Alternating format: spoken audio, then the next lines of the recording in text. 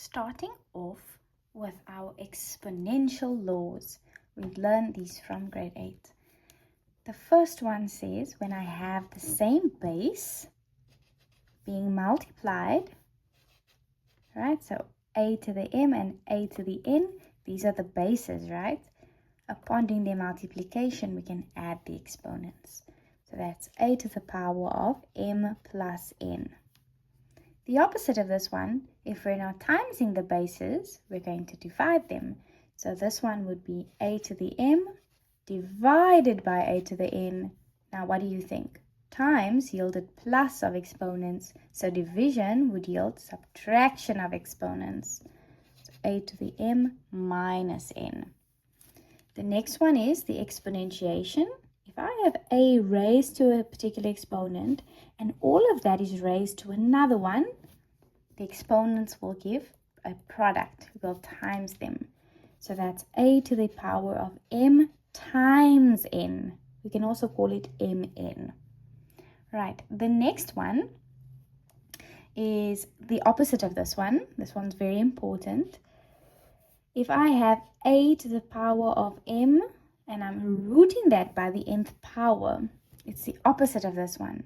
So exponentiation, we multiplied. So now when I root, I'm going to divide.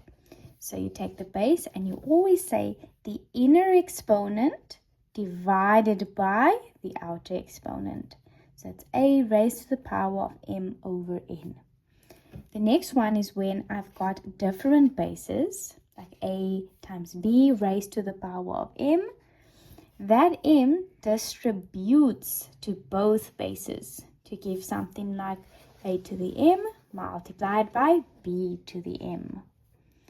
And then we also have this one here, which states a over b, all raised to the m. Once again, in a similar way, the one in the numerator becomes a to the m, all divided by the bottom base, which is b to the m. All right, another important one. If I have anything raised to the power of 0, my answer is 1. Okay, so any base raised to 0 is 1. And then another important one this year is the use of negative exponents.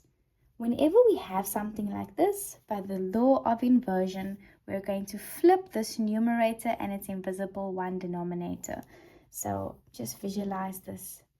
I'm going to just draw over invisible 1.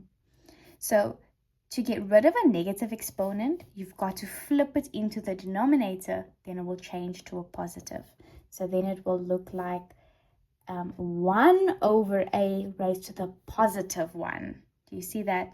So now it was a numerator and now it's a denominator where the negative 1 has changed to a positive 1. Prime bases play a really crucial role in this topic because often there's going to be algebra involved in the exponents, so we'll need to know how to work with it. For example, 9 raised to the 2x minus 3. Now, when involved in more complicated expressions, you need to sort this out. 9 is a composite number. We need to figure out what is it as a prime base. So that would be 3 to the power of 2. So 9 we replace with 3 to the power of 2. And then you put the existing 2 to the x minus 3. Now, can you see that looks very similar to this law of exponent where we do a timesing? So that would simplify this to 3 to the power of 2 multiplied by 2x is 4x. And 2 multiplied by negative 3 is negative 6. So this we can use in a better way because with prime bases, it will enable us to work with bases in the laws of exponents. And then the role of a common factor. Should you have an example like 2 to the power of x plus 1 plus 8 raised to the power of x minus 3? Right. At the moment, there's nothing we can do just by looking at it. And the reason for that is 2 and 8, they're different bases. So using our knowledge that we just gained from prime bases, we can change 8 so it's a prime base. So that is going to be 2 to the power of x times 2 to the power of 1. I'm just undoing law 1. And then 8 will change to 2 to the power of 3, which I'm going to distribute. That 3, which comes from here, I'm going to distribute with the x, so it will yield 3x. And the 3 will also distribute here to give negative 9. Now, can you see what we've done here? We have basically made them the same base. And because of the plus, we know we can extract a common factor. So in this case, a common factor might be 2 to the power of x. If I extract 2 to the power of x from this one, you'll see I'm left with 2 to the power of 1. And when I extract 2 to the power of x over here, I'm left with 2 to the 2x minus 9. All right, so this is just an example, a very basic one of why we need to convert it to prime base and how the process of extracting a common factor here works. This is a very typical exam question that many students don't know how to answer. Can we see that you've got base 2 and then a whole bunch of like massively big exponents? Now, when you punch it on the calculator, you're likely going to get a math error. What you need to understand is how to undo basic laws of exponents. So if I see I have a 2009, 2011, and 2007, what would be a good base case? A good starting point would be 2007. Because if I take, let's start with the numerator, 2, and I raise it to the power of 2007, and then I multiply that by 2 to the 2. Do you agree with me? When I times base 2's, I add the exponents, it gets me back to 2009. Now that's great. And also the fact that I related it to the base case 2007 means I'll probably be able to use it later. Now you do the same here at the bottom. You're going to take 2 to the power of 2007, because that's our base case in this example, and we're going to multiply that with 2 to the power of 4, because 2007 and 4 make 2011, minus 2 to the power of 2007. All right, now we can start simplifying this expression. I'm not going to figure out yet the value of 2 to the 2007, but I have got the square root of 2 squared. 2 squared is 4, and the square root of 4 is 2. So my numerator is 2 root 2 to the 2007. In the denominator, I have 2 to the power of 4, which is 16, and the square root of 16 is 4. So that's 4 square root 2 to the 2007 minus 2 to the 2007. In the denominator, guys, we've got a binomial. And we just learned that when we have a binomial in the fraction, we need to take out a common factor. So can you see that the whole surd is actually going to be the common factor in this case? So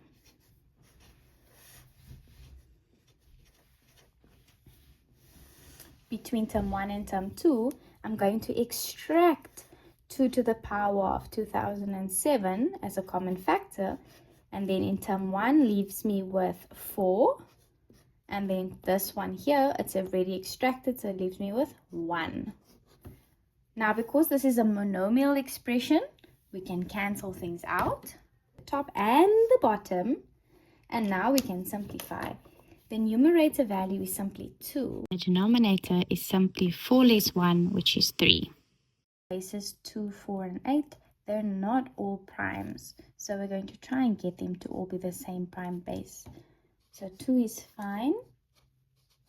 4, however, is 2 to the power of 2. Now that 2 exponent is going to distribute amongst these. So it's going to be 2 to the power of 2n as well as plus 2 because it's distributing to both terms. And then the 8 is going to be 2 to the power of 3. But not just 2 to the power of 3 because it has to distribute. So 3n minus 3. Now that all the bases are the same, we can compare the exponents. So I like to do this part where I say, therefore 2 is, all of the ones in the numerator we add, and the ones in the denominator we subtract. This is applying law 1 and 2 of exponents. So here I have n plus 2 plus 2n plus 2 minus 3n minus negative 3, which is a plus 3. Applying some like terms here. Here I have n plus 2n, that's 3n, and here I'm taking 3n away. There's no longer any n's. And then here is 2 plus 2, which is 4, plus 3, which is 7. The value of 2 to the power of 7 is 128. Same thing over here. 9 is 3 to the power of 2. So that's 3 to the power of 2 times that x, plus 3 to the 2x plus 1 over. Now 18 as a prime base is 2 by 3 to the power of 2. Okay, because 3 to the 2 is 9, and 9 times 2 is 18. These are both prime bases. And all of that is raised to the x. Okay, automatically in the numerator, can you see that this is a binomial? So we need to take the common factor out. Present in both is 3 to the power of 2x. Upon extracting that from term 1, I'm left with 1, because it's basically itself. And then when I extract that from here, the 3 to the 2x, it leaves me with 3 to the 1, which is 3. In my denominator, this is going to be the distributive property of exponents. 2 gets raised to the x, and 3 to the 2 gets raised to the x, yielding 3 2x. There we go. Now we've got a monomial expression, so let's see what we can cancel out. Here I've got a 3 to the 2x and a 3 to the 2x. That's great. In the denominator, 2 to the x and 2 to the minus x. Same bases. Look at the exponents. X minus x is nothing. That means 2 to the 0. So actually these bases fall away, leaving me with a numerator value of 1 plus 3, which is equal to 4. Root 3 over root 3 minus 1. Because there's a surd in the denominator, you can't leave it like that. So we're going to go through a process of rationalizing the denominator.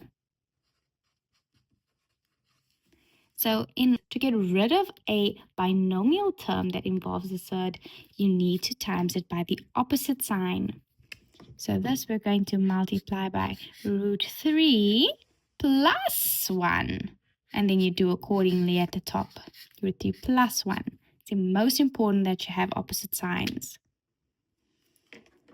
So taking the numerator, root 3 distributes with root 3 to give 3. And root 3 distributes with 1 to give 1 times root 3.